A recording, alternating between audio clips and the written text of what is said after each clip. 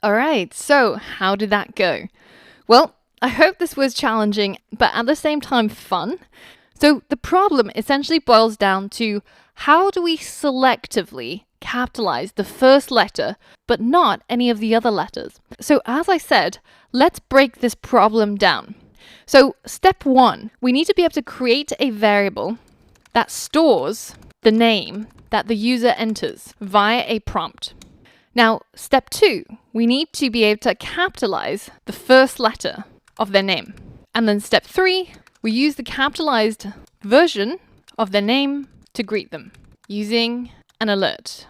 Okay, so let's try and tackle this one by one. Let's create a var that we can call just name, and we can use it to store the name that they give us via a prompt. So let's delete this line and let's use our console to verify that we're doing it right every step of the way. So I'm going to put this into the console and I'm going to paste it in here and hit enter. So now that line of code gets run and it's asking me for my name. So I'm going to give it my name, but all in lowercase, and I'm going to hit OK. So now if I check inside the console, what is the current value of name, then you can see it's lowercase Angela. Okay, so the next part, which is the most challenging part, how can you capitalize only the first letter of their name?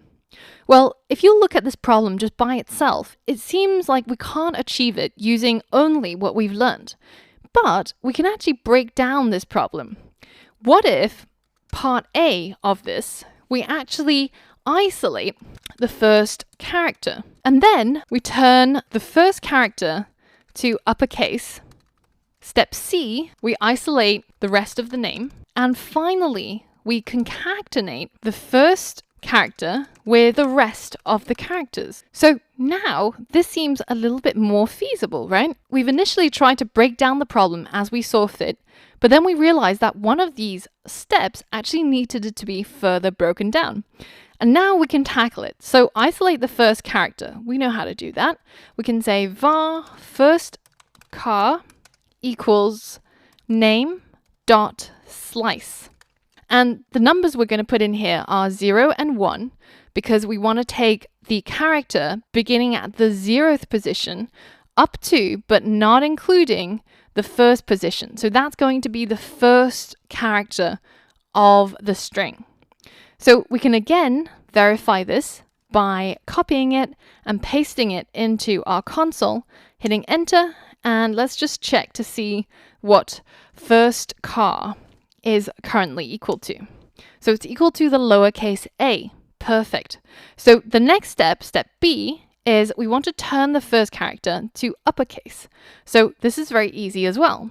Let's create a var called uppercase first char, and it's now equal to first char, which is the lowercase a at the moment, dot to uppercase. And remember, we need those two empty parentheses at the end. Okay, so let's see if this worked by pasting this into our console. So what is the current value of uppercase first char? It's capitalized A. Brilliant. So now, how do we isolate the rest of the name? Let's create a variable called rest of name. And we will need to use the slice function again. So we're going to take the name that they gave us. We're going to slice the characters so that we get everything other than the first character. Now, how do we do that? Well, the first part is easy. We can start off at position 1. So that excludes the first character, which is at 0. Now, what about the last one? It's pretty easy if we know that the name is Angela, because we can count and we can see this is 1, 2, 3, 4, 5, 6 characters. So in order to get all the characters after the letter A, all we need to do is to write 6 in here. Now, because we're getting the name through a prompt and we don't know what the user is going to enter, then if we just put in 6, it's not always going to work. It's only going to work if the name has 6 characters. But we've learned something really useful in this case. We know that we can get the number of characters through the property that is length. So we can simply say name.length, and we'll be able to get the length of whatever name it is that the user enters. So we will always be able to get the last position to put into our slice in order to get the rest of the name. So let's paste this into here as well, and let's run it, and let's see what rest of name is equal to. And there we go. It's equal to Angela. Angela. Beautiful name, right? So now, finally, we can add our uppercase first character to the rest of the name in order to get our capitalized name. We can use concatenation for this. We can say uppercase first car plus rest of name is now going to be equal to the name that is capitalized. Paste that in here and let's check it out. There we go. We've now got the capitalized Angela. Pretty cool, right? And now all we have to do is to put the capitalized version into the alert and greet the user by saying hello plus capitalized name. So now let's run our code, and it asks us for our name. So we'll give it Angela, lowercase, hit OK, and it changes our name to capitalized Angela and greets us through an alert. So that might have seemed pretty complicated for achieving something quite simple. And if you look on Stack Overflow or Google, there are simpler ways of doing it.